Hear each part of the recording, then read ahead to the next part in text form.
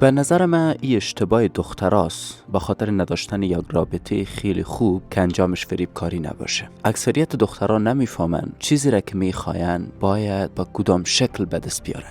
اکثریت دخترها میخواین یک بچه در زندگیش باشه که اینا را فریب نده، همراهش یک جای زندگی کنه، با هم عروسی کنن. این پسر بتانه درک خوبی از این دختر داشته باشه، از لحاظ عاطفی و کرکتر دختر را دوست داشته باشه. حال به خاطر به دست آوردن همچو پسر دخترها از چی راه استفاده میکنن؟ دخترها لبای خود را کلان میسازه، لباسهای تحریک آمیز میپوشه، میکاپ خیلی زیاد استفاده میکنه تا بتانه توجه یک پسر را جلب کنه. گاهی یک دختر کوشش کرده که یک پسر را که دوست داره از لحاظ کرکتر خود، از لحاظ شخصیت خود، از لحاظ صحبت کردن خود، از لحاظ پرهیزداری خود او را از خود کنه. نه خیر.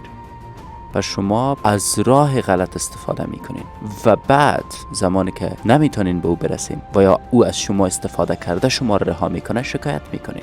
اگر میخواین یک پسر صادق را در زندگی خود پیدا کنین ضرورت ندارین از میکاپ استفاده کنین، ضرورت ندارین لبایتان کلان بسازین، ضرورت ندارین ابروهایتان بچینین، ضرورت ندارین لباس تحریک آمیز بپوشین.